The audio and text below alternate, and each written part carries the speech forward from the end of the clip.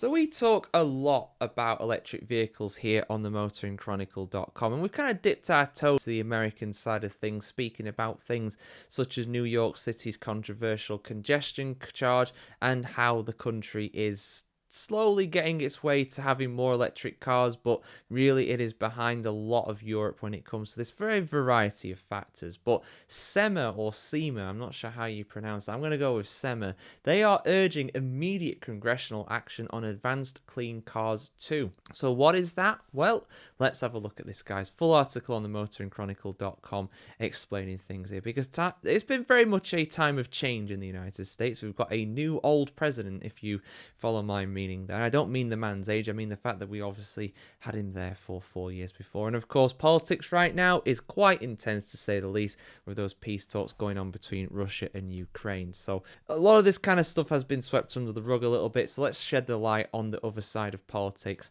here on the motoringchronicle.com. With the Environmental Protection Agency, EPA, transmitting to Congress the Clean Air Act waiver granted to California for the state's Advanced Clean Cars 2 regulation on the 14th of February, the Specialty Equipment Market Association, SEMA, on behalf of its members and the nation's community of automotive enthusiasts, urges federal lawmakers to swiftly strike down the waiver using their authority under the Congressional Review Act.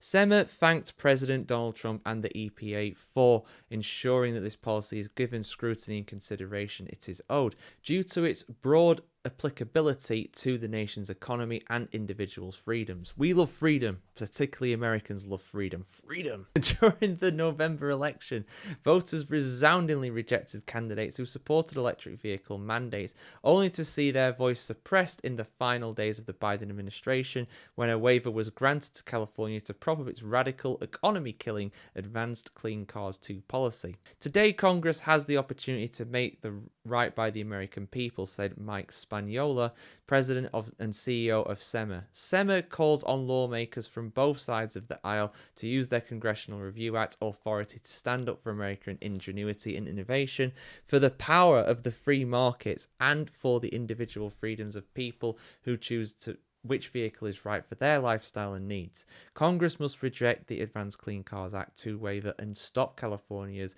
regulatory land grab in its tracks. SEMA has confirmed that it is not an anti-EV organization. Rather, it champions a technology-neutral approach that fosters innovation and ingenuity.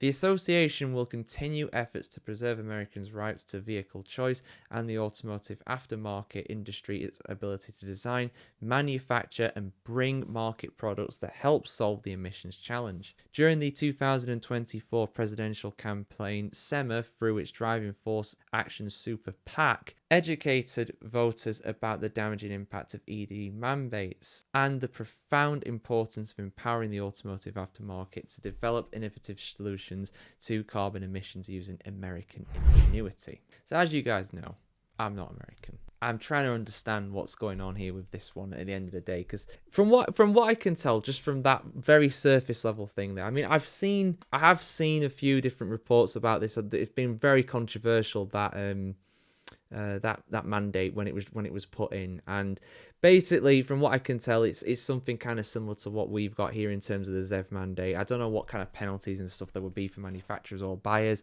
without doing a lot more research on it, but at the end of the day, overregulation when it comes to this, I understand why they want to do that. I get the ethos behind it, but it's problematic, because then you could end up in a situation, if you're trying to force EVs on people too much, you can end up in a situation like we have in the UK, where manufacturers are getting massive, like 9-10 figure fines. They're getting huge amounts of fines, and they're also producing vehicles and effectively getting these EVs out. They are selling them, but not selling them at the desired rate because the demand isn't there for several reasons, and the ones that they are selling, they're not making that much money on, because unfortunately they're actually putting them up at a loss almost. They're making huge unsustainable losses effectively on these cars. It's not or at least not a big enough profit margin to make it sustainable long term, which is bad.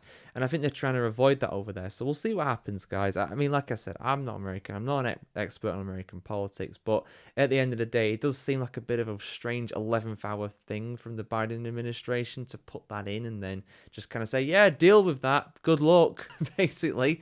That's kind of what it seems like. And again, I'm sure people will come at me in the comments for this, but I'm not an expert on politics in America. I'm just reporting the news here for you guys. So yeah, what do you think about this bill? Will it get shot down? Will it get removed? Let us know in the comments below. And of course, keep it tuned here to themotoringchronicle.com for much more news on the world of motoring just like this, guys. Have a great weekend ahead. See you very soon.